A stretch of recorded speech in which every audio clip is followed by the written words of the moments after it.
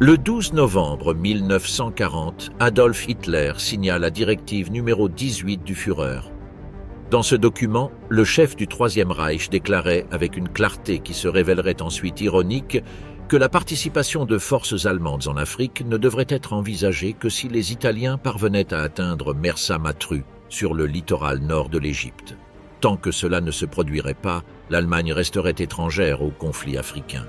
Hitler avait une autre préoccupation. Il avait les yeux tournés vers l'Union soviétique. Mais l'Italie avait déjà pris sa propre décision. Le 9 septembre 1940, le maréchal Rodolfo Graziani avait lancé son offensive depuis la Libye vers l'Égypte avec une armée de 10 divisions. L'avancée initiale fut lente mais réelle.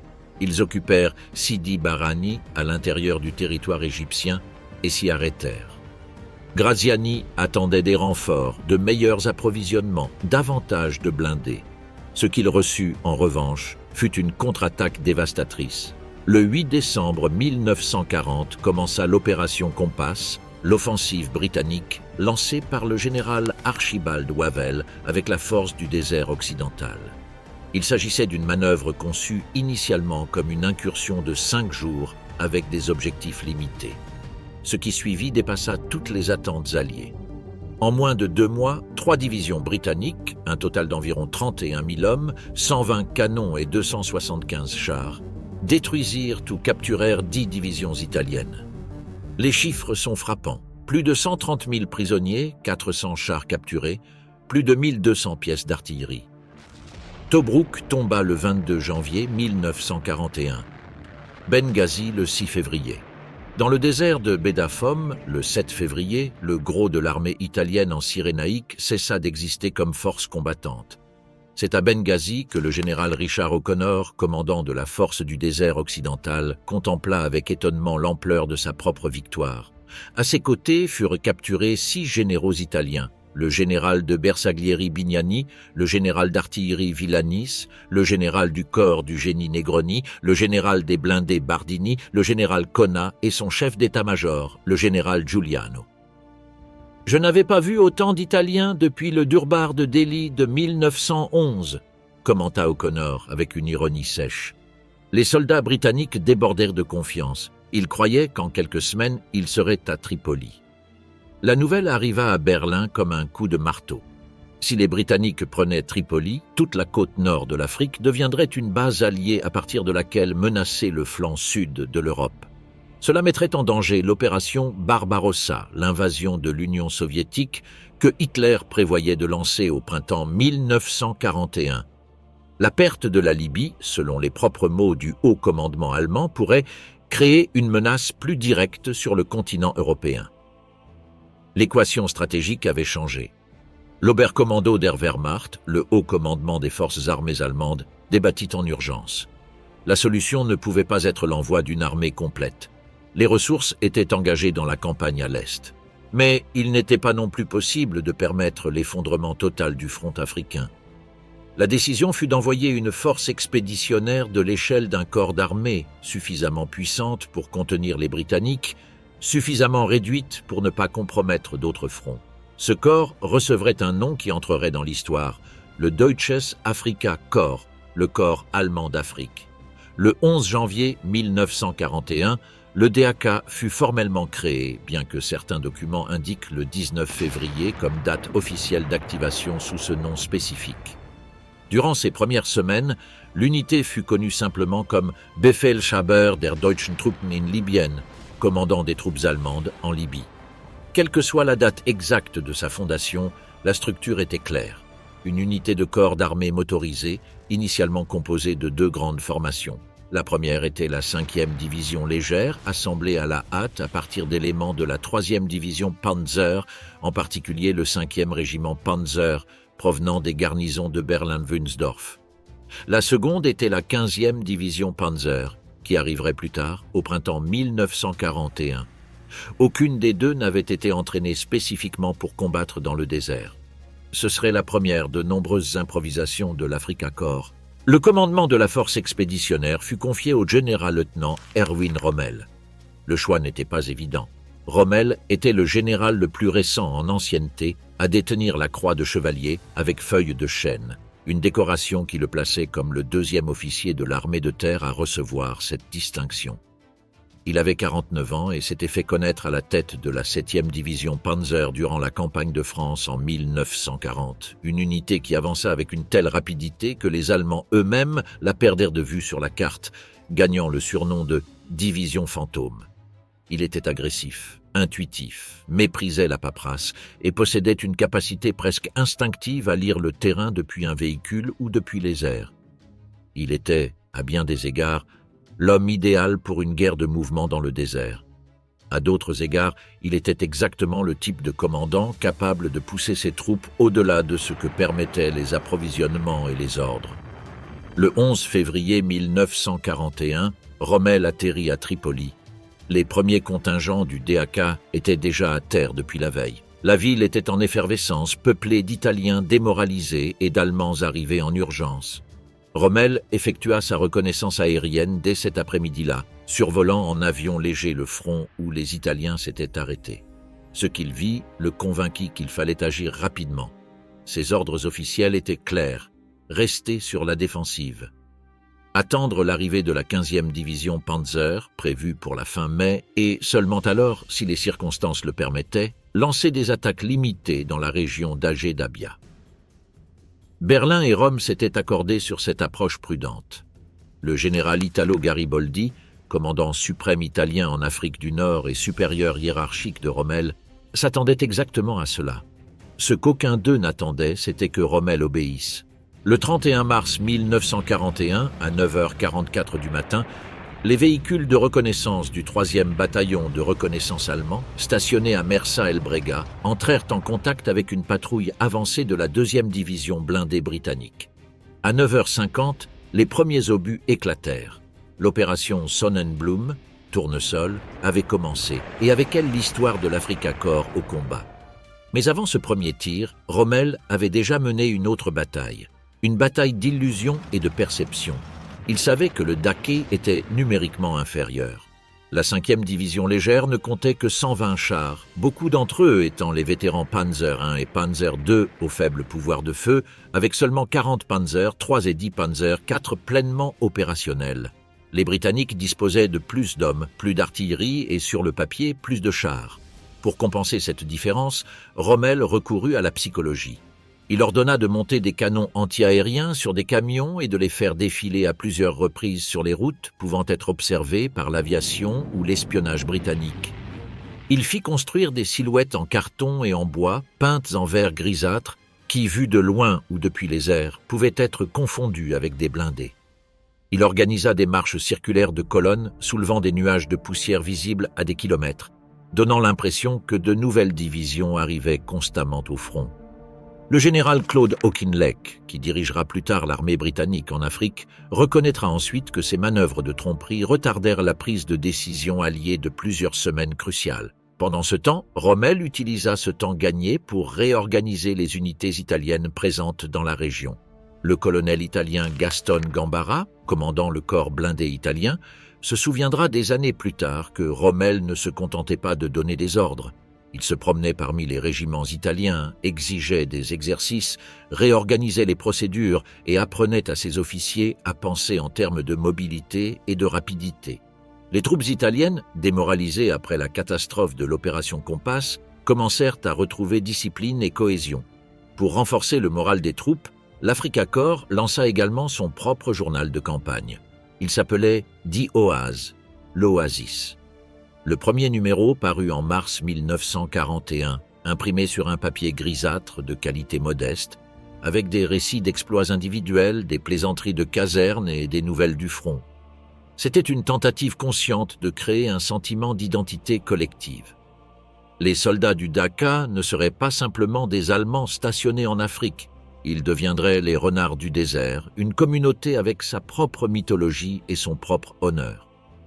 Le 31 mars, lorsque Rommel lança son offensive sans attendre la 15e division Panzer et sans informer correctement ses supérieurs italiens, le panorama côté britannique était, dans une certaine mesure, favorable à l'assaut. Le général Wavell avait envoyé une grande partie de ses meilleures troupes en Grèce pour renforcer ce front, lui aussi menacé d'effondrement. En Cyrénaïque, il ne restait qu'une force faible, la 2e division blindée, comprenant une brigade de chars légers, un régiment équipé de 50 chars capturés aux Italiens et un 5e régiment avec environ 50 chars de croisière. Wavell et ses états-majors pensaient en outre que les troupes allemandes récemment arrivées ne pourraient mener d'offensive avant l'arrivée de renforts substantiels. Le rapport de renseignement du MB6 à Berlin le confirmait. C'était une appréciation erronée.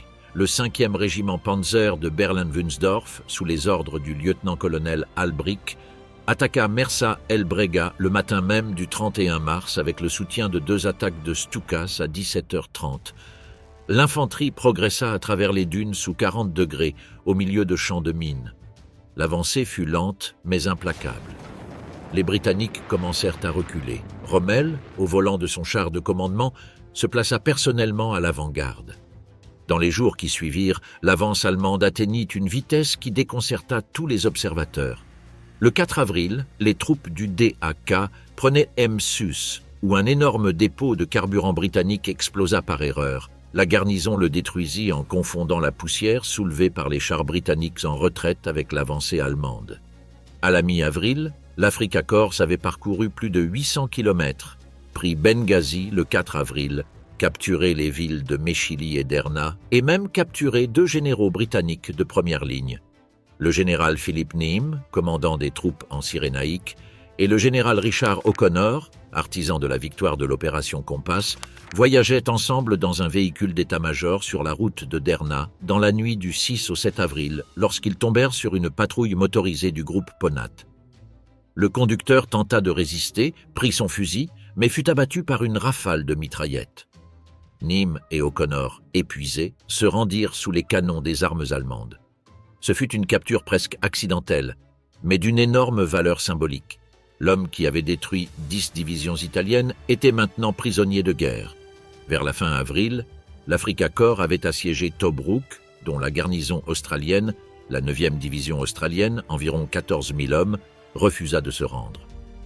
À la frontière occidentale de l'Égypte, les unités avancées du DAK avaient franchi la frontière et occupé le passage de Al-Faya et la localité de Solum. Rommel avait parcouru plus de terrain en moins de temps que ce que Berlin croyait possible. Et il l'avait fait avec une seule division, sans la 15e division Panzer, défiant les ordres de ses supérieurs et les lois élémentaires de la logistique. Le général Franz Halder lui-même, chef d'état-major de l'armée allemande, nota dans son journal, le 23 avril 1940, et un son exaspération face à Rommel. « Rommel n'est pas à la hauteur de la situation. Ses opérations sont improvisées, sans plan global. Le seul résultat est que les troupes sont dispersées dans toute la Cyrénaïque. » C'était une critique valable du point de vue doctrinal. Mais les cartes racontaient une autre histoire.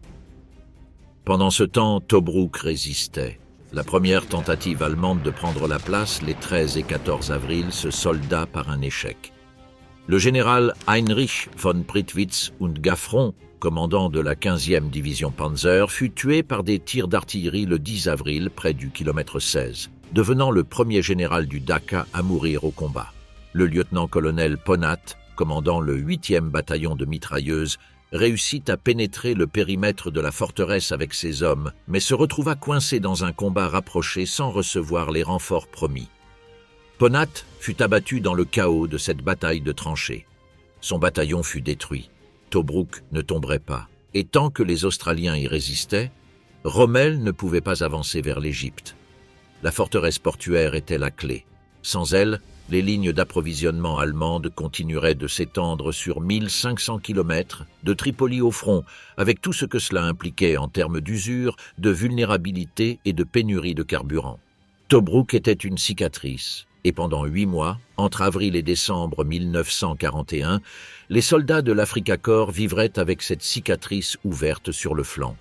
La garnison alliée, Australiens, Néo-Zélandais, Britanniques de la 22e brigade des gares et artillerie sud-africaine s'accrochaient au périmètre de 50 km comme s'il s'agissait de la dernière forteresse du monde libre. Parce que, d'une certaine manière, c'était effectivement le cas. La chaleur dans les positions proches du périmètre atteignait 50 degrés Celsius pendant la journée. Le sol était du calcaire recouvert d'une fine couche de poussière. Il n'y avait ni ombre, ni arbre, ni répit. Les soldats du 104e régiment d'artillerie, arrivés en avril 1941 depuis les casernes de Baumolder, qu'ils avaient quittées sous une tempête de neige, mirent à peine quelques jours à comprendre que l'Afrique était un autre monde.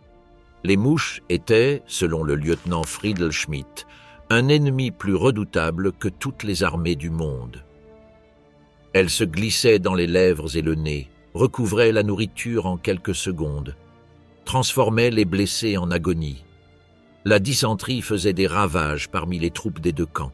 Et sous terre, les bunkers défensifs australiens, construits dans la roche vivante et camouflés au niveau du sol, étaient pratiquement invisibles jusqu'à ce que quelqu'un tombe dedans. Les nuits avaient leur propre terreur. Les Australiens effectuaient des incursions nocturnes avec la discrétion de félins. Bérets basques, pulls en laine, chaussures à semelles souples, grenades dans les poches et mitraillettes Thompson en main.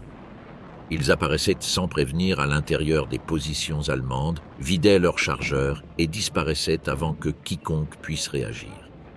S'ils capturèrent quelqu'un, ils ne disaient rien. Ils souriaient seulement. C'était un type de guerre pour lequel le soldat allemand moyen n'avait pas été préparé. Le capitaine Wilhelm Bach, pasteur protestant devenu commandant de bataillon, devint une figure légendaire sur ce front. Il commandait le premier des bataillons du 104e régiment d'artillerie et avait pris le commandement lorsque son prédécesseur tomba dans les premiers jours du siège. Les soldats l'appelaient « le curé », avec un mélange de moquerie et d'affection. Bach n'ordonnait jamais ce qu'il n'était pas prêt à exécuter lui-même. Dans les positions de la Wadi Kualala, à 130 degrés à l'ombre, le capitaine Bach sortait personnellement pour observer le feu ennemi depuis le bord du ravin, tandis que les projectiles du Ratschbomb, comme les Allemands appelaient le dangereux canon anti-char britannique de 75 mm, à cause du bruit qu'il produisait, sifflaient à quelques centimètres de son casque en acier. La presse britannique lui donnerait plus tard le surnom de « héros du passage de Al-Faya » et « pasteur de l'enfer ». Le passage de Al-Faya, situé sur l'escarpement côtier séparant le plateau libyen du littoral, devint le cœur des combats frontaliers. Le 26 mai 1941, le groupe de combat Herf le prit aux Britanniques grâce à une manœuvre classique. Le 8e régiment Panzer, sous le lieutenant-colonel Kramer, avançant depuis Sollum vers le sud, fit un virage au nord et attaqua le passage par l'arrière, tandis que le 5e régiment Panzer lançait une attaque de diversion depuis l'ouest et que l'infanterie du 15e bataillon d'infanterie motorisée attaquait de front. Le colonel Herf coordonna la manœuvre avec précision. Le passage tomba en une journée. À l'intérieur du passage, les ingénieurs allemands installèrent 4 canons anti-aériens de 88 mm, les fameux Flak 88, dans des positions soigneusement camouflées. Le lieutenant Richter marcha 150 mètres en avant et se coucha par terre pour vérifier le camouflage. Il ne vit rien. La brume perpétuelle du désert et la dépression des positions sous le niveau du sol les rendaient pratiquement invisibles depuis la surface. La batterie italienne du major Pardy complétait les positions allemandes depuis le flanc. C'était un piège. Le 15 juin 1941 arriva l'opération Battle Axe, la contre-attaque britannique avec les chars fraîchement arrivés de Grande-Bretagne à bord du convoi Tigre. Au total, le convoi avait apporté 135 chars d'infanterie Matilda II de 26,5 tonnes avec un blindage de 90 mm et 82 chars de croisière Mark II, plus 20 et un véhicule léger Mark IV. Wavell télégraphia à Churchill le 25 mai que le Tigre n'avait qu'à gratter pour se mettre en marche. Churchill le baptisa avec enthousiasme. L'opération allait changer l'équilibre dans le désert. Ce ne fut pas le cas. Dans le passage de Al-Faya, les Matilda avancèrent directement vers les bouches des Flak 88 du lieutenant Richter. Les projectiles anti-aériens de ce canon pouvaient atteindre 8000 mètres de hauteur. À distance de combat terrestre, ils perforaient le blindage de n'importe quel char allié avec une totale impunité.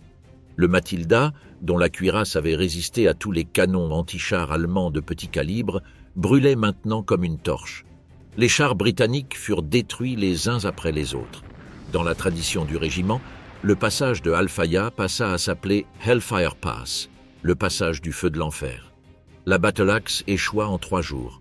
Wavell fut relevé de son commandement. Il fut remplacé par le général Claude Auchinleck, arrivé d'Inde, qui apportait avec lui la volonté de constituer une force suffisamment grande pour déloger définitivement le Dacha de Cyrénaïque. Pour cela, il avait besoin de temps, et le siège de Tobrouk faisait également perdre ce temps à Rommel.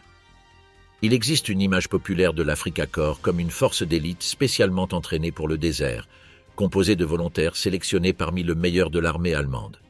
Cette image est un mythe. Le colonel Jesús Martínez de Merlon, historien militaire espagnol et professeur d'histoire à l'Institut d'histoire et de culture militaire, l'explique avec précision.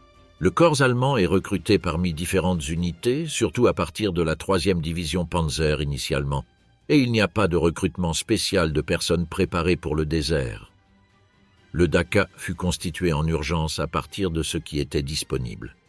La structure de base du corps d'armée suivait le modèle standard de la Wehrmacht. L'état-major dirigeait les opérations stratégiques, coordonnant les unités de reconnaissance, les détachements logistiques, les compagnies de transmission, les unités cartographiques et une compagnie hydraulique, essentielle dans un environnement où l'eau était une question de vie ou de mort. S'y ajoutait l'artillerie lourde, les unités anti-chars et, à différents moments de la campagne, des contingents de parachutistes italiens et allemands. Les chars étaient l'âme du Dacha. L'effectif type d'un bataillon Panzer en 1941 révèle la réalité de ses capacités et de ses limites. Le bataillon type comprenait un état-major incluant 2 sections de reconnaissance équipées de Panzer I et Panzer II, des chars légers, essentiellement auxiliaires, et de faible capacité offensive.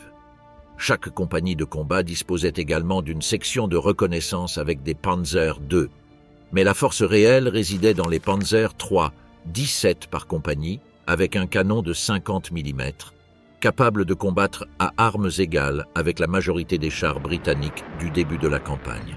La 4e compagnie, équipée des plus puissants Panzer IV, porteur du canon de 75 mm à tube court, ne comptait que 10 véhicules par bataillon, car il n'y en avait pas plus. La production allemande de cette version était limitée. Au total, un bataillon Panzer allemand pouvait compter sur le papier environ 65 chars, mais moins de 50 étaient réellement efficaces au combat anti-chars. Les Panzer I, bien qu'inclus dans les statistiques, étaient vulnérables même aux canons anti-chars légers. Cette composition mixte explique pourquoi les colonnes allemandes semblaient plus nombreuses au combat qu'elles ne l'étaient en réalité. Elles avançaient en formation, incluant toutes sortes de véhicules, créant une impression de puissance qui ne correspondait pas toujours à la réalité. Les canons de 88 mm méritent un chapitre à part. Conçus à l'origine comme artillerie anti-aérienne, les Flak 88 avaient démontré en France qu'un projectile capable d'atteindre un bombardier à 8000 mètres d'altitude pouvait également perforer n'importe quel blindage terrestre connu. L'emploi systématique de ces pièces comme anti-chars fut, selon de nombreux historiens, l'innovation tactique la plus décisive de l'Africa Corps. À Al-Faya, à Soloum, dans des dizaines de positions défensives à travers l'Égypte et la Libye, les 88 transformèrent les attaques blindées alliées en carnage. Les chars Matilda, considérés comme impénétrables avant la campagne africaine, brûlaient au premier impact. Le problème ne venait pas des chars, il venait du carburant et de la distance. La chaîne logistique du Dacha est peut-être l'élément le plus méconnu de toute la campagne. Les approvisionnements arrivèrent par mer depuis l'Italie jusqu'au port de Tripoli, Benghazi et occasionnellement Tobrouk. De là, des colonnes de camions devaient parcourir jusqu'à 1500 km sur des routes de sable ou des pistes poussiéreuses jusqu'au front. La consommation de carburant de ces camions était énorme. Pour chaque 100 litres sortis du port, parfois moins de 30 arrivaient au front. Chaque kilomètre parcouru par Rommel multipliait de manière exponentielle le problème logistique. La marine italienne, dont la contribution à l'effort de guerre a été systématiquement sous-estimée, accomplissait sa mission avec un sacrifice remarquable. Les registres des convois entre 1941 et 1943 montrent que pour chaque centaine de chars embarqués dans les ports italiens à destination de l'Afrique, seuls environ 13% étaient perdus en route. La majorité des blindés, de l'infanterie et de l'artillerie arrivaient à destination. Le problème n'était pas la traversée de la Méditerranée, c'était le trajet intérieur depuis les ports jusqu'au front, multiplié par les dizaines de milliers de véhicules ayant besoin de carburant, munitions, pièces de rechange, eau, nourriture et équipement médical. La chaleur détruisait les matériaux. Le sable de silice pénétrait dans les moteurs, usant les cylindres à une vitesse inconnue en Europe. Un char qui en Pologne pouvait parcourir 10 000 km sans révision majeure, dans le désert nécessitait une révision complète tous les 1500 km. Les radios tombaient en panne. Les cartes étaient incomplètes. La boussole magnétique était peu fiable sur le plateau rocheux. Les pilotes et conducteurs devaient s'orienter grâce au soleil et aux étoiles. Le vent de Khamsin, soufflant chargé de sable fin pendant plusieurs jours consécutifs, réduisait la visibilité à zéro et paralysait des opérations entières. Et puis, il y avait les hommes. Le recrue allemande moyenne arrivant à Tripoli en 1941 mettait des semaines à s'adapter. La combinaison de la chaleur extrême durant la journée, température dépassant régulièrement 45 degrés, avec le froid mordant des nuits désertiques pouvant descendre à 5 ou 6 degrés avant l'aube, produisait un stress physique qui s'accumulait sans relâche. La dysenterie était endémique, la jaunisse infectieuse, la fièvre jaune du désert, immobilisait pendant des semaines des centaines d'hommes à la fois. Le propre Rommel contracta à plusieurs reprises des maladies intestinales au cours de la campagne, bien que sa volonté de fer lui permît de rester au front. À la fin de 1942, le général était physiquement épuisé.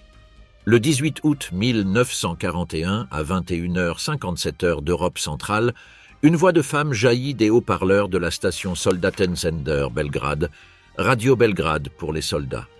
La chanson qui retentit était sombre, sentimentale et légèrement mélancolique.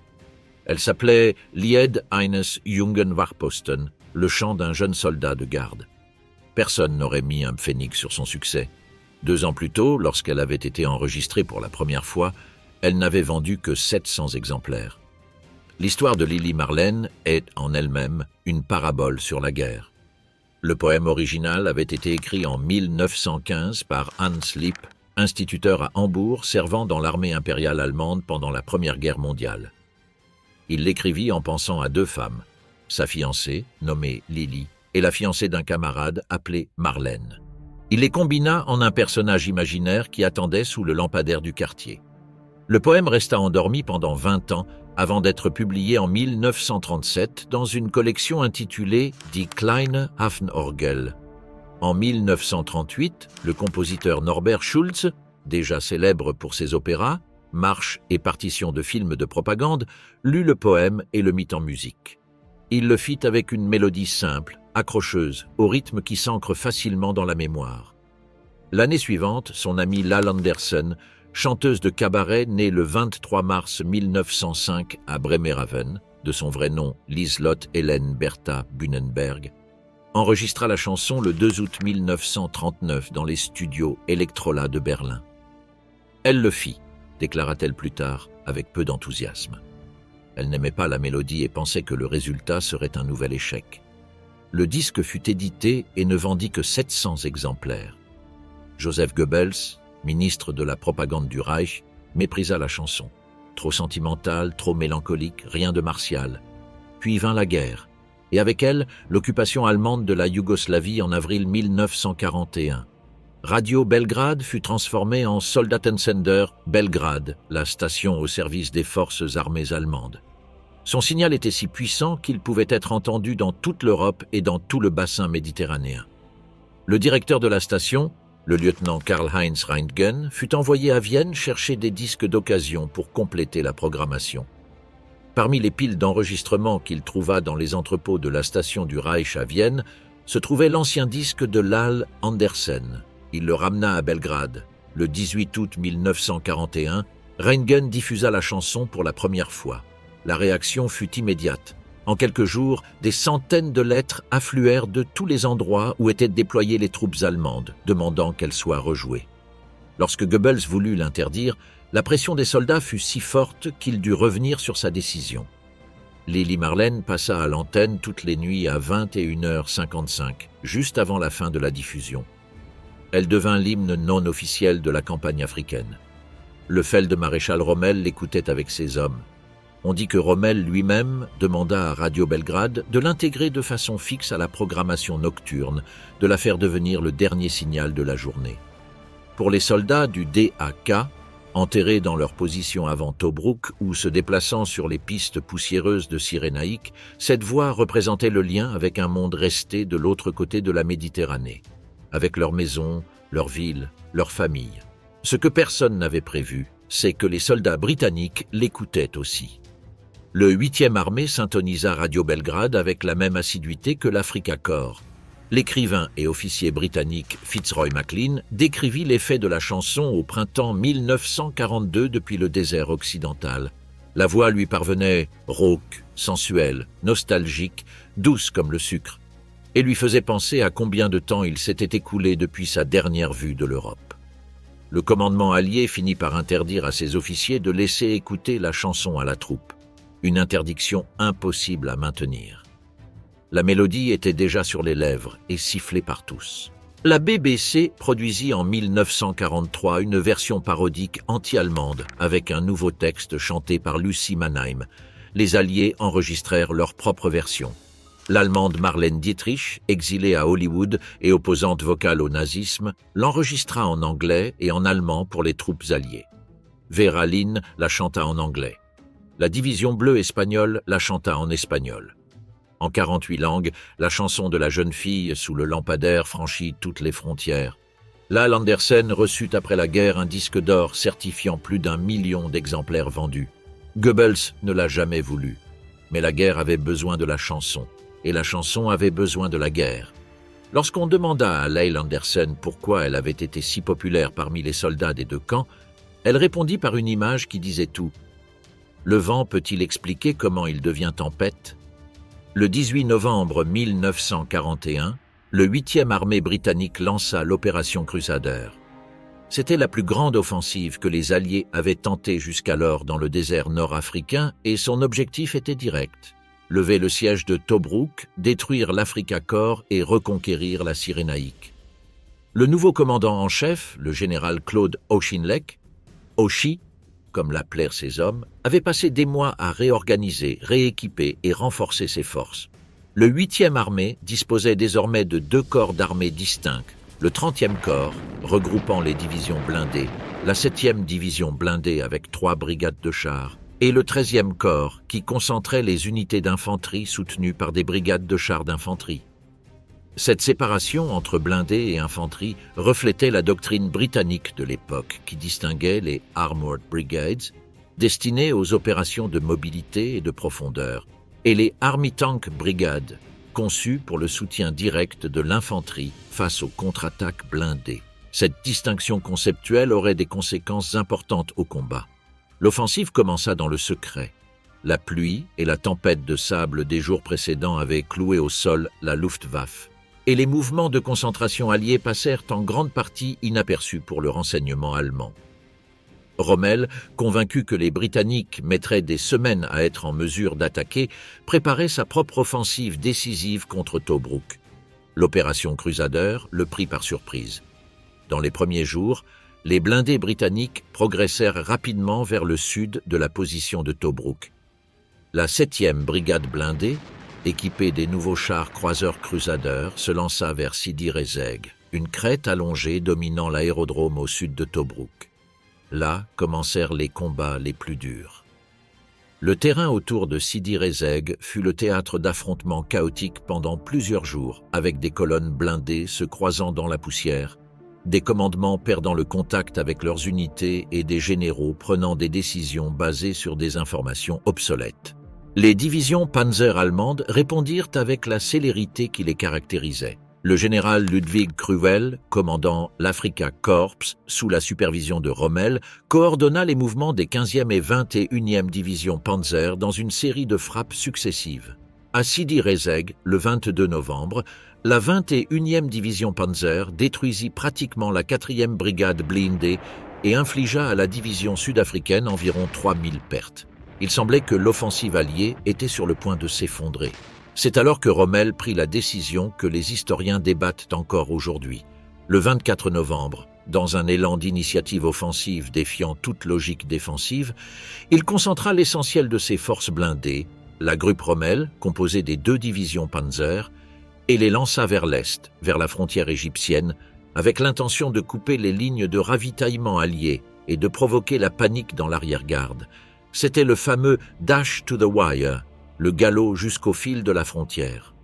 La panique que Rommel espérait ne se produisit pas. Auchinleck resta ferme, releva le général Cunningham, qui commandait le 8e armée, et prit personnellement le commandement des opérations, refusant d'ordonner une retraite. Les Néo-Zélandais, progressant le long de la côte vers Tobrouk, établirent le contact avec la garnison le 27 novembre. Rommel dut faire demi-tour, laissant derrière lui les divisions qu'il avait lancées vers l'est, sans avoir réussi plus que de désorganiser momentanément l'arrière allié. Lorsqu'il revint sur le champ de bataille principal, il constata que ses chars avaient subi de lourdes pertes. Le nombre de panzers opérationnels était tombé à moins du quart du niveau initial. L'opération visant à encercler et détruire l'Africa Korps n'avait pas réussi, mais l'usure subie était insoutenable. Le 7 décembre 1941, le même jour où le Japon attaquait Pearl Harbor et que les États-Unis entraient en guerre, Rommel prit la décision la plus douloureuse de sa carrière africaine. Ordonner la retraite jusqu'à la ligne d'El Agheila, exactement le point d'où il avait lancé sa première offensive 8 mois plus tôt. Les Italiens, dont les unités avaient maintenu le siège de Tobrouk pendant des mois, furent stupéfaits. Ils venaient de reconquérir la Cyrénaïque avec un effort immense et Rommel les renvoyait au point de départ. La colère du général italien Bastico, qui avait remplacé Garibaldi comme commandant suprême dans le théâtre africain, fut énorme. Mais Rommel resta ferme. Il sauva la structure de l'armée au prix du territoire. C'était à la fois une décision brillante et une reconnaissance de la réalité. Le Dakar ne pouvait survivre en dépensant ses derniers chars dans une défense statique. Le siège de Tobrouk avait duré du 10 avril au 10 décembre 1941, 242 jours. La garnison avait résisté avec une ténacité sans précédent, subissant environ 3000 pertes mortelles parmi toutes les nations présentes. L'Africa Korps avait payé un prix similaire lors du siège et l'opération Crusader lui avait coûté encore plus. L'équilibre des forces, pour la première fois depuis le début de la campagne, s'était retourné contre Rommel. Le 21 janvier 1942, alors que le monde était absorbé par le front du Pacifique et par la guerre à l'Est, Rommel attaqua de nouveau. Personne ne s'y attendait. Les Britanniques n'avaient laissé sur le front qu'une seule brigade après avoir retiré leurs forces principales pour renforcer d'autres théâtres, convaincus que le Dakar était hors de combat pendant des mois. Rommel, qui avait reçu un premier convoi de chars et de carburant, attaqua sans même prévenir ses supérieurs italiens. En 2 semaines, l'Africa Korps avait repris Benghazi et repoussé les Britanniques jusqu'à la ligne de Gazala, à environ 70 km à l'ouest de Tobrouk. C'est à ce moment-là que fut formée la soi-disant ligne de Gazala, un système défensif allié de 60 km de long qui allait de la côte méditerranéenne à la boîte de Bir Hachaim dans le désert au sud. La ligne consistait en une chaîne de positions défensives, boîtes, minées et armées, séparées par des espaces ouverts qui, en théorie, devaient être contrôlés par des blindés. En théorie.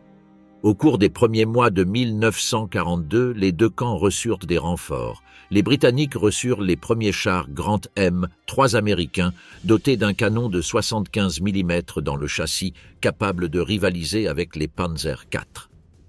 Les Allemands reçurent des versions améliorées des Panzer III et Panzer IV, avec des canons de plus grande longueur de tube. En mai 1942, l'Africa Korps disposait d'environ 320 chars allemands et italiens face à plus de 800 alliés, bien que la qualité technique des chars alliés fût hétérogène. Le 27 mai 1942, Rommel lança la bataille de Gazala. La manœuvre fut caractéristique de son style, tandis que certaines divisions d'infanterie germano-italiennes faisaient semblant d'attaquer le centre de la ligne alliée, le gros des blindés du DEAC, la 15e et la 21e division Panzer, plus la 90e division légère et la division blindée italienne Ariete, contourna l'extrémité sud de la ligne par le désert pendant la nuit et s'abattit sur l'arrière allié à l'aube du 27 mai. À Bir Hakeim, extrémité sud de la ligne, une brigade de la France libre commandée par le général Marie-Pierre Koenig résista pendant plus de 2 semaines à l'assaut des divisions de l'Axe, devenant l'une des défenses les plus héroïques de toute la campagne africaine. Mais la résistance de Bir Hakeim ne put sauver l'ensemble.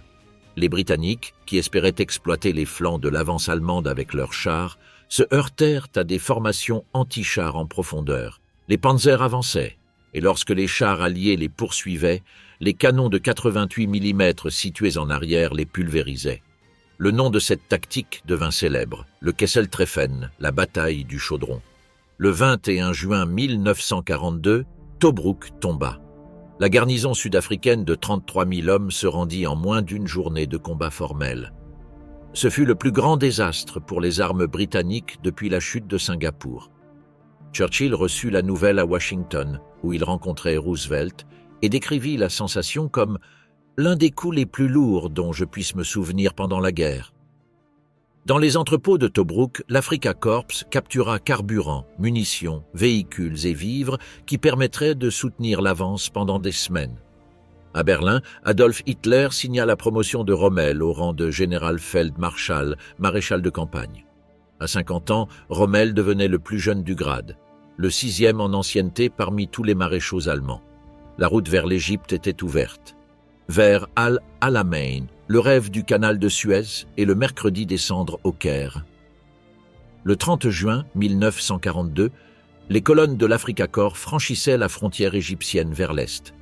Rommel avançait avec moins de 60 chars opérationnels et environ 4000 fantassins, disposant d'un soutien-feu très limité, mais il progressait face à une armée en déroute. Devant lui, le 8e armée se retirait de manière désordonnée vers des positions défensives autour d'une petite gare appelée El Alamein, à 106 km à l'ouest d'Alexandrie. L'impact psychologique de la chute de Tobrouk et de l'avance du Déac fut immense au Caire. Le 2 juillet 1942 fut appelé dans le quartier général britannique et à l'ambassade le mercredi descendre. Pendant des heures, le personnel brûla frénétiquement des documents confidentiels pour prévenir la capture imminente de la ville. Des colonnes de fumée noire étaient visibles de loin. Les navires commencèrent à quitter le port d'Alexandrie. Mussolini, enflammé d'enthousiasme, vola de Rome vers la Libye pour préparer son entrée triomphale au Caire à cheval sur un cheval blanc. Un télégramme intercepté par le renseignement allié révéla que le Duce avait déjà choisi l'étalon pour la cérémonie. La conception stratégique de Rommel était grandiose. Prendre El Alamein signifiait traverser le delta du Nil, atteindre le canal de Suez et fermer l'une des 2 portes vers la Méditerranée orientale. Avec le canal entre les mains allemandes et Gibraltar, encore non pris mais menacé, la position britannique en Méditerranée deviendrait intenable. C'était également le premier maillon de ce que certains stratèges allemands appelaient la pince du Caucase. Si les forces de l'opération Bleue, lancée en juin 1942 sur le front russe, atteignaient les champs pétrolifères d'Iran et du Caucase depuis le nord, tandis que l'Africa Corps le faisait depuis le sud, l'Empire britannique serait écrasé entre 2 pinces. C'était un rêve géopolitique de dimension napoléonienne, et c'était aussi, dans les faits de juillet 1942, presque impossible. Le 1er juillet, Rommel attaqua les positions alliées à El Alamein avec ce qu'il avait. La première bataille d'El Alamein dura du 1er au 27 juillet. Pendant les 2 premières semaines, l'Africa Corps perça plusieurs positions alliées, captura des milliers de prisonniers et causa près de 15 000 pertes dans le 8e armée. La peur régnait à Alexandrie. Mais Rommel n'en avait pas assez. Il manquait de carburant pour de grandes manœuvres. Il manquait d'infanterie pour exploiter les brèches ouvertes par ses blindés. Les approvisionnements arrivaient au compte-gouttes depuis Tripoli, à travers une Méditerranée de plus en plus contrôlée par l'aviation alliée opérant depuis Malte. Auchinleck, qui avait pris personnellement le commandement du 8e armée en remplacement du général Neil Ritchie, prit une décision qui s'avéra être le tournant, ne pas se replier. Il organisa des défenses en profondeur en profitant de la géographie unique d'El Alamein. Au nord, la Méditerranée. Au sud, la dépression de Katara, un abîme de sable mouvant de 60 mètres de profondeur qui rendait tout contournement impossible.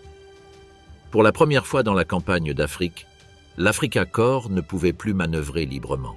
Il était canalisé sur un front de 50 km sans possibilité d'encerclement. La première bataille d'El Alamein se termina sur un match nul par épuisement. Les deux armées s'enlisèrent. Rommel avait accumulé des pertes qu'il ne pouvait pas remplacer. Sa force blindée était en dessous du niveau minimum pour de nouvelles offensives et sa santé se détériorait à vue d'œil. En août 1942, Auchinleck fut remplacé. Le général Harold Alexander prit le commandement des forces au Moyen-Orient. Pour le 8e armée, le général William Gott, vétéran des blindés et homme respecté de ses troupes, fut nommé initialement. Mais Gott mourut le 7 août lorsque son avion fut abattu par la Luftwaffe au-dessus du désert. Son successeur fut un général de petite taille et aux manières particulières qui suscita les premiers éclats de rire parmi la troupe. Il s'appelait Bernard Law Montgomery. Le général Bernard Law Montgomery, lorsqu'il prit le commandement du 8e armée en août 1942, était déjà une légende controversée dans l'armée britannique. Fanfaron, implacable avec ses subordonnés, obsessionnel dans la planification et opposé au style improvisé qui avait caractérisé les opérations alliées en Afrique jusqu'alors, Montgomery n'était pas un homme facile à aimer, mais il était exactement ce que la situation exigeait. Dès sa première semaine à la tête de l'armée, Montgomery commença à reconstruire la confiance de ses troupes. Il interdit tout plan de retrait, allant jusqu'à ordonner la destruction de ceux déjà existants, réorganisa le système de corps d'armée, renforça le rôle de l'infanterie comme colonne vertébrale de la défense et commença à accumuler des réserves de blindés, de carburant et de munitions avec une minutie qui aurait désespéré Rommel. Il était, à tous égards, l'opposé du renard du désert, froid là où Rommel était impulsif, calculateur là où Rommel était intuitif, patient là où Rommel était pressé. Rommel le savait, et il savait que le temps jouait contre lui. Chaque semaine qui passait, le 8e armée recevait plus d'hommes, plus de chars et plus d'avions depuis l'Angleterre et les États-Unis. L'Africa Corps recevait comparativement beaucoup moins. Les chiffres étaient éloquents. En août 1942, le 8e armée comptait 9 brigades blindées et 72 compagnies de chars. Le DAK en disposait de 16. Les troupes italiennes complétaient le nombre, mais leurs véhicules, les mêmes modèles de 1940, totalement dépassés en 1942, ne pouvaient rivaliser avec les nouveaux chars Grant, Sherman et Valentine alliés. Le 30 août 1942, Rommel lança sa dernière attaque, la bataille d'Alam Alpha. Le plan suivait la formule classique du renard du désert, contourner l'extrémité sud des positions alliées, couper vers le nord jusqu'à la mer et envelopper le 8e armée entre deux feux. Il avait besoin de vitesse et de surprise. Il n'eut ni l'un ni l'autre. Montgomery, informé avec précision par le service de cryptanalyse Ultra, qui depuis 1941 déchiffrait régulièrement les communications du haut commandement allemand, savait exactement quand et par où Rommel attaquerait. Il avait renforcé la crête d'Alam Alpha avec la 44e division d'infanterie, de l'artillerie lourde et des champs de mines en profondeur. Lorsque les colonnes blindées allemandes tentèrent de se rabattre vers le nord, elles se heurtèrent à une position défensive préparée et à des bataillons de chars Grant tirant à longue distance depuis des positions statiques. La bataille dura 3 jours. Les Allemands subirent des pertes considérables sans parvenir à percer la ligne défensive. Le carburant, comme toujours, était critique. Rommel avait compté pouvoir capturer des dépôts alliés pour alimenter son avancée, mais les dépôts avaient été détruits ou étaient hors de portée. Le 3 septembre, l'Africa Corps entama sa retraite vers les lignes d'El Alamein. Rommel, malade et épuisé, retourna en Europe pour se rétablir. Le commandement fut confié au général Georg Stumm. La bataille d'Alam Alpha fut plus qu'un échec tactique. Ce fut la reconnaissance que l'Africa Corps avait atteint la limite absolue de sa capacité offensive. À partir de ce moment, la seule stratégie possible était la défense, et dans le désert, défendre, c'était mourir lentement. El Alamein, la bataille qui décida l'Afrique du Nord. Le 23 octobre 1942, à 21h40, le silence du désert fut brusquement brisé. Plus de 1000 canons du 8e armée ouvrirent le feu simultanément sur les positions de l'axe. Le fracas se faisait entendre à 60 km à la ronde.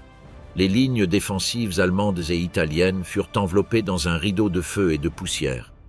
La seconde bataille d'El Alamein avait commencé, la bataille qui changerait définitivement le cours de la campagne d'Afrique. Les forces en présence étaient radicalement inégales.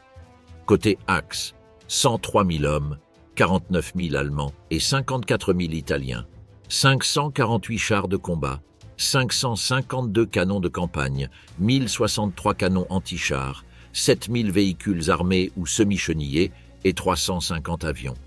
Côté allié, 220 000 hommes, 1230 chars, plus de 1200 canons de campagne, 1451 canons anti-chars, 13 000 véhicules motorisés et 1585 avions. Le déséquilibre en blindés était de plus de 2 contre 1. Dans l'aviation, presque 5 contre 1. Rommel n'était pas sur le champ de bataille. Il se trouvait dans un sanatorium en Autriche, se rétablissant de troubles digestifs et d'une baisse de tension artérielle qui le mettait hors de combat. Lorsqu'il reçut la nouvelle de l'attaque, il demanda la permission de revenir immédiatement. Hitler la lui accorda. Rommel retourna en Afrique le 25 octobre, mais ce qu'il trouva en atterrissant n'était pas l'armée qu'il avait laissée. Le général Stumm était mort au début de la bataille, le 24 octobre, lorsque son véhicule de commandement fut atteint par des tirs de mitrailleuses et que son cœur céda sous la tension de l'attaque. Le commandement provisoire était alors passé au général Ritter von Thoma.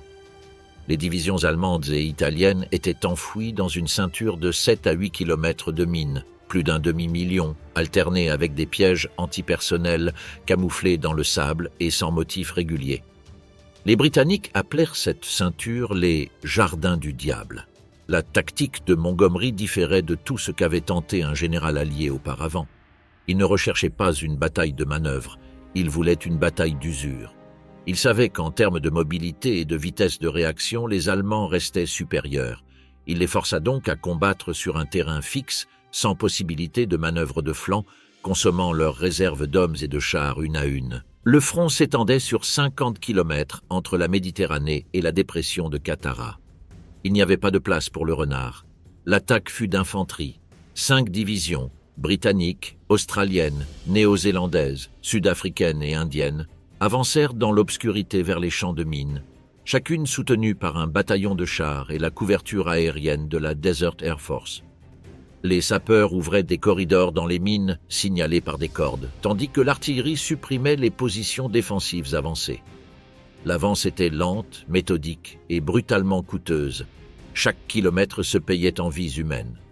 Montgomery eut ses propres moments de doute.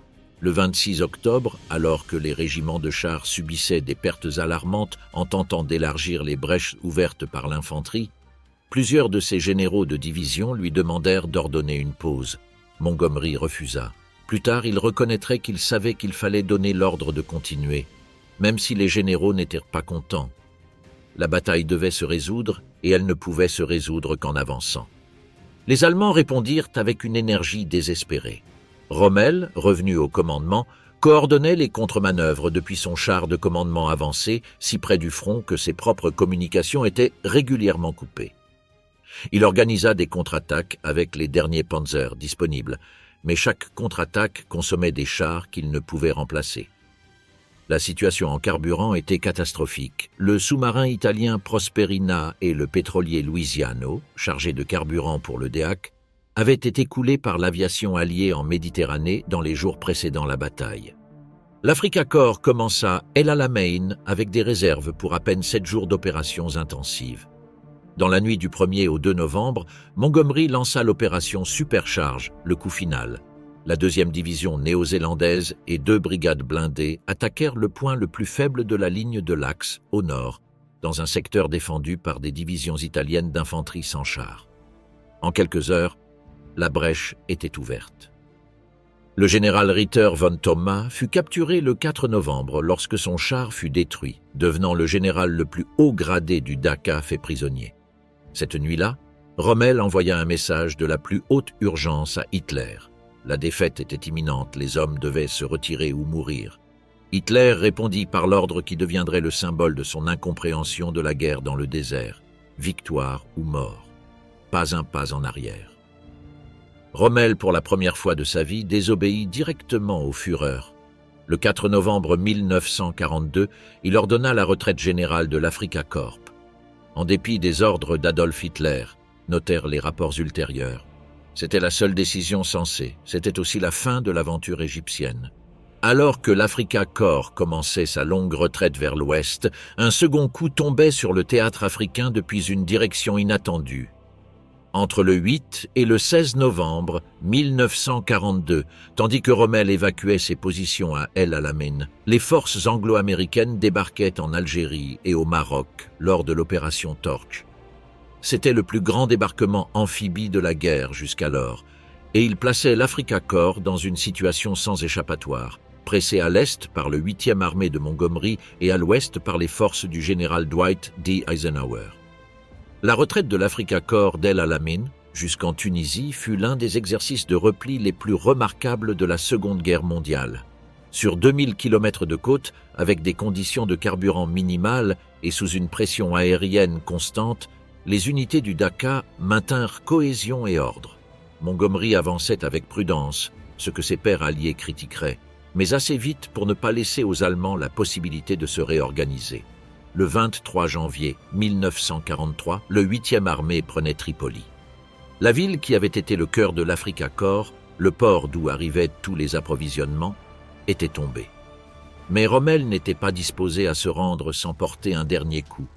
Et sa cible n'était pas le 8e armée, qu'il connaissait trop bien, mais l'ennemi nouveau, les Américains. Le 14 février 1943, l'Africa Korps lança une offensive à travers le passage de Kasserine dans l'Atlas tunisien.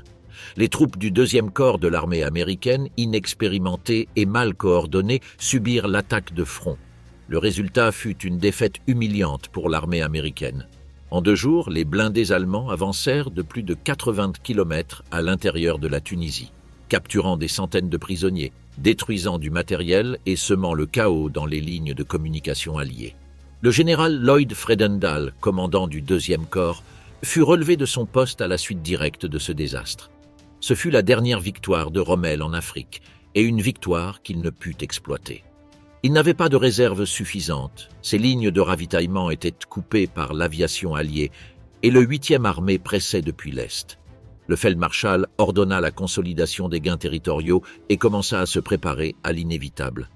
Le 6 mars 1943, l'Africa Korps lança ce qui serait sa dernière offensive dans la zone de Médénine, dans le sud de la Tunisie. Ce fut un désastre. Montgomery avait été préalablement informé par Ultra de tous les détails de l'attaque. L'heure, la direction, la force. Les divisions anti-chars alliées attendaient en position avec 470 canons. L'Africa Korps perdit 52 chars en quelques heures sans pénétrer la ligne défensive. Ce fut la défaite la plus nette et la plus coûteuse de toute la campagne. Le 9 mars 1943, le maréchal Erwin Rommel fut évacué d'Afrique. Techniquement, la raison était médicale. Son état de santé ne lui permettait plus de rester en campagne. En réalité, c'était la reconnaissance que la bataille était perdue. Rommel s'envola pour Berlin, où il informa personnellement Hitler de la situation réelle en Tunisie. Le Führer l'écouta et refusa de le renvoyer en Afrique. Le renard du désert ne reviendrait pas dans le désert. Le commandement de l'Africa Korps, désormais rebaptisé Groupe d'armées Afrique, passa au général Hans-Jürgen von Arnim, arrivé en Tunisie à la fin de 1942 à la tête du 5e Panzer Armee. Von Arnim était un officier compétent, mais il manquait de l'aura de Rommel, et ce qui restait en Tunisie n'était plus l'Africa Korps des temps de gloire. C'étaient des divisions épuisées, mal approvisionnées, coincées dans une poche qui se refermait inexorablement. Le 13 mai 1943, au Cap Bon et dans les derniers poches de résistance répartis dans le nord de la Tunisie, les soldats de l'Africa Korps et leurs alliés italiens déposèrent les armes. La capitulation n'eut pas la cérémonie des grandes fins militaires. Ce fut une reddition massive, exécutée par des unités sans issue, sans carburant pour manœuvrer, sans munitions pour combattre et sans possibilité d'évacuation, car la Méditerranée était totalement dominée par la Royal Navy et l'aviation alliée. Les chiffres de la reddition font encore l'objet de débats parmi les historiens, mais les estimations les plus acceptées indiquent que plus de 230 000 soldats de l'Axe furent faits prisonniers. Certaines sources portent ce chiffre à 275 000, répartis entre environ 100 000 Allemands et 175 000 Italiens. Parmi les prisonniers se trouvait le général von Arnim, dernier commandant du groupe d'armées Afrique. Les soldats allemands capturés passeraient des années dans des camps de prisonniers en Grande-Bretagne, aux États-Unis et au Canada. Churchill surnomma la victoire en Tunisie le « Stalingrad africain ». La comparaison était exagérée sur le plan numérique.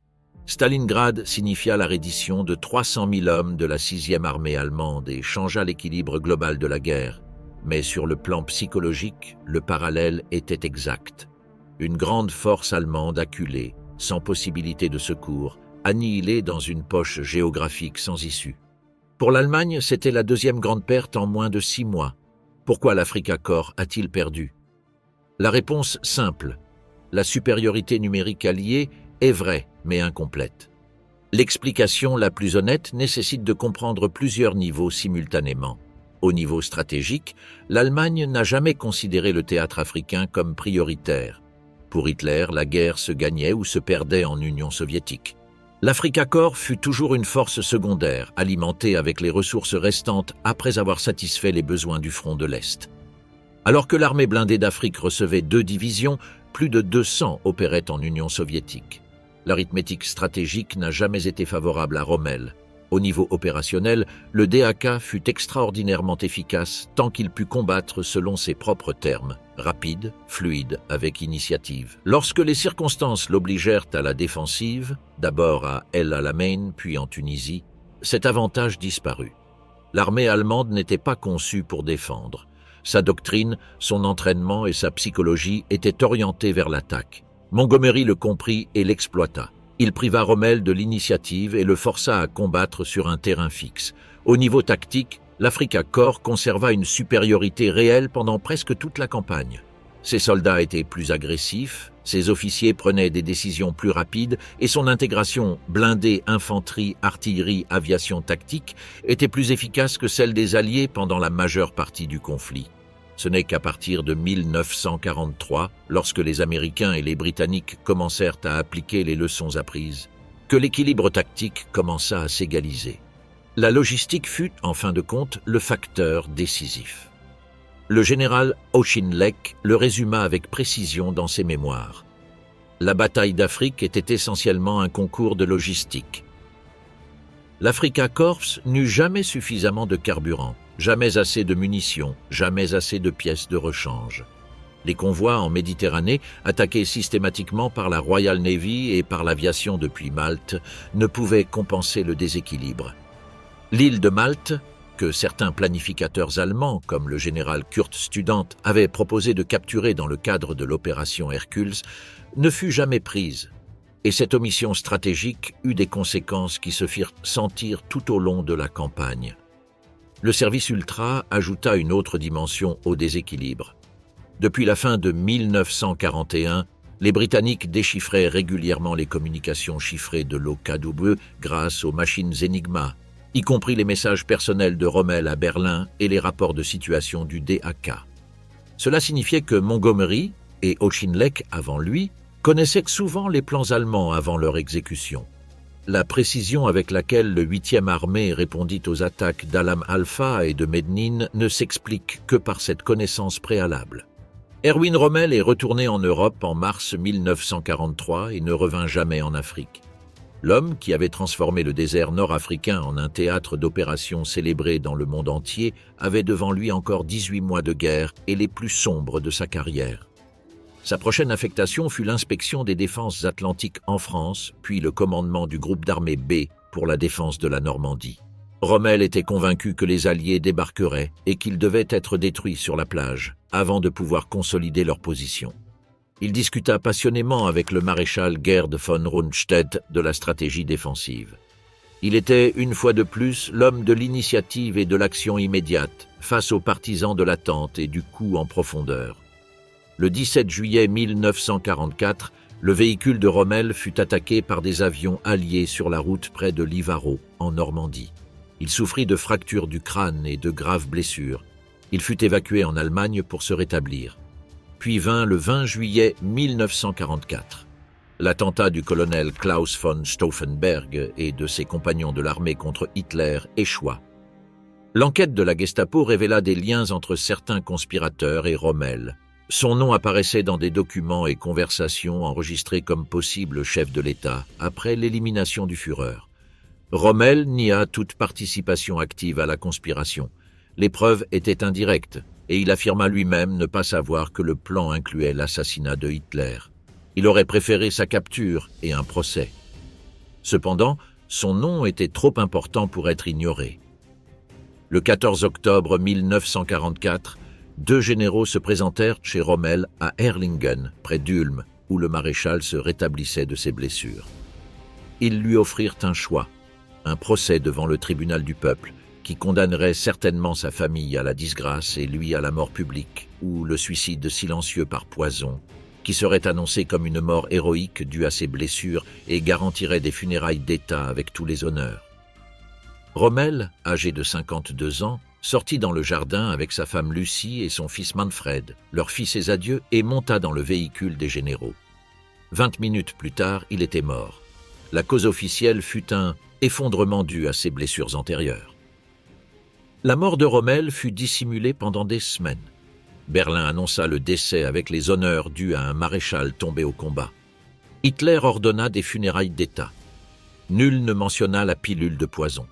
Après la guerre, la vérité émergea progressivement. Les témoignages des officiers présents, les lettres laissées par Rommel et les recherches de l'écrivain Desmond Young, dont le livre Rommel devint l'un des premiers et des plus influents sur le sujet, reconstituèrent les faits. Le film américain de 1951 Rommel, The Desert Fox, avec James Mason, popularisa la figure du général dans le contexte de l'après-guerre, à un moment où les États-Unis avaient besoin d'intégrer l'Allemagne de l'Ouest à la défense de l'Europe et nécessitaient des figures allemandes respectables pour faciliter ce processus. Rommel, qui n'avait jamais été membre du parti nazi, qui avait ignoré l'ordre d'Hitler d'exécuter les commandos capturés et les soldats juifs de l'armée britannique, et dont la connexion à la résistance anti-nazie était plausible, devint le général allemand bon.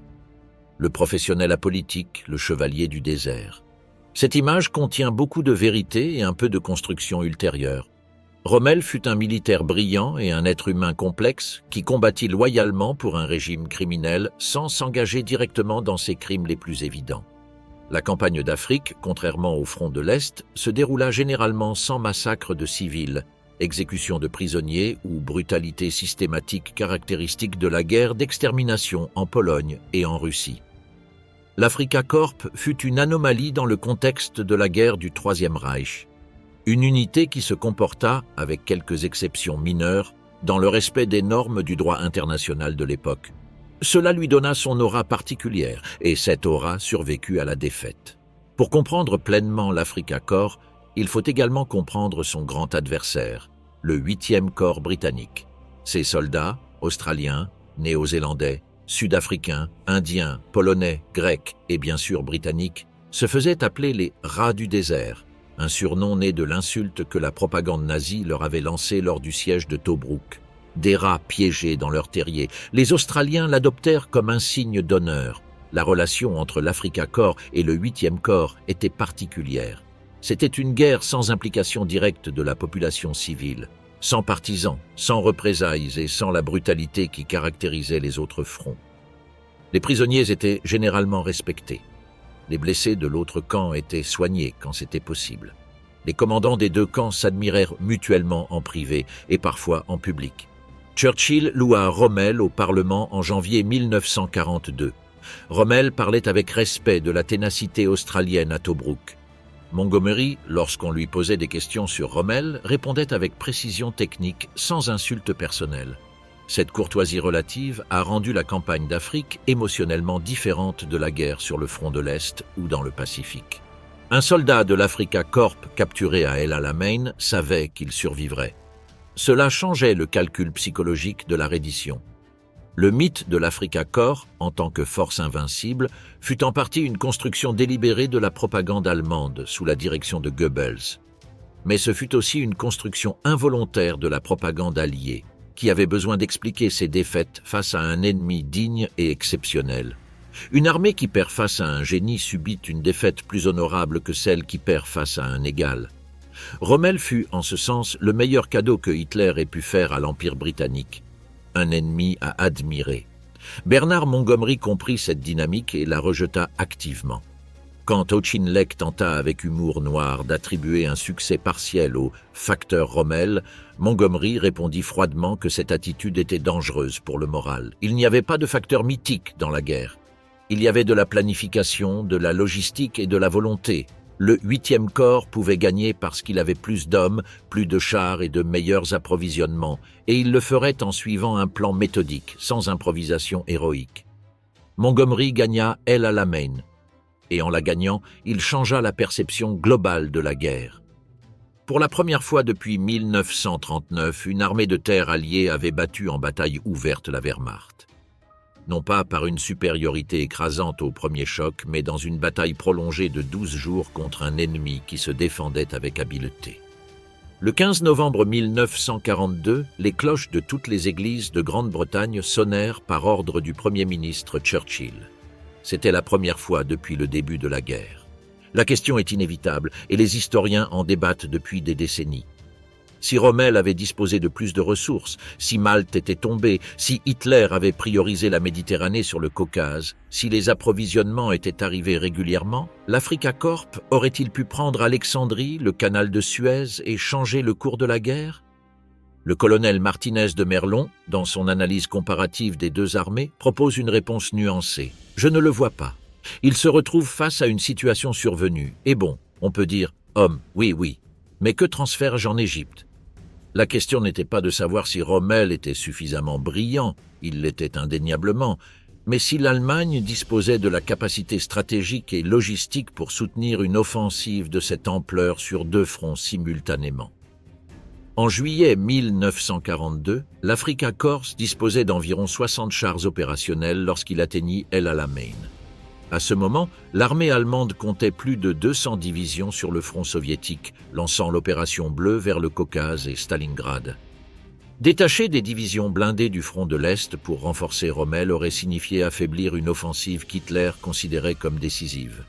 Et le front méditerranéen, avec ses distances énormes et sa dépendance envers la marine italienne, aurait consommé ses renforts avec la même voracité.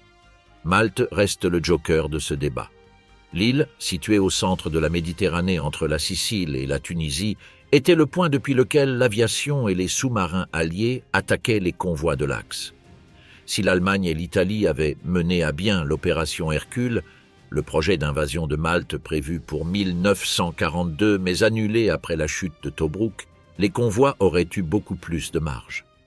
Rommel lui-même était convaincu que Malte était la clé. « Nous tenons la Méditerranée en main, mais nous ne pouvons pas la fermer », écrivait-il dans son journal. Mais même avec Malte, les problèmes fondamentaux de la campagne persistaient. Le moteur de l'Africa Corps était l'initiative et la vitesse. Ces vertus nécessitaient du carburant. Et le carburant nécessitait un système logistique qui n'a jamais été construit à l'échelle nécessaire. Les forces italiennes, dont le rôle dans l'effort logistique global fut plus important qu'on ne le reconnaît généralement, faisaient ce qu'elles pouvaient. Le problème était que ce qu'elles pouvaient fournir ne suffisait pas pour soutenir une avance jusqu'au canal de Suez, et encore moins pour le défendre une fois conquis. L'analyse la plus honnête est aussi la plus sobre. L'Africa Corps était la meilleure armée que l'Allemagne pouvait envoyer en Afrique compte tenu de son engagement à l'Est. Elle a pu accomplir ce qu'elle a fait parce que Rommel était exceptionnel et que ses soldats combattaient avec une discipline et une initiative tactique remarquables. Mais le déséquilibre stratégique entre ce que l'Axe pouvait soutenir en Méditerranée et ce que les Alliés pouvaient soutenir via leurs lignes de communication avec l'Atlantique et l'Inde était insurmontable à long terme. La machine industrielle et logistique des États-Unis, qui commença à se faire sentir à la fin de 1942, n'avait aucun équivalent dans le système de l'Axe. Comme le dit Montgomery à la fin de la campagne, la victoire dans la bataille est la tâche du général, la victoire dans la guerre est la tâche de l'homme d'État. Les hommes d'État alliés ont construit les conditions de la victoire, les généraux alliés, enfin, l'ont exécutée.